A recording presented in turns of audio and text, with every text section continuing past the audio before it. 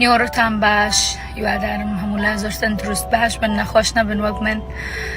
زۆرتان لێپرسی و زۆر نامەی جوانم بۆ هاتووە. سپاسی خەڵکی شاری خۆم ڕانیە دەکەم.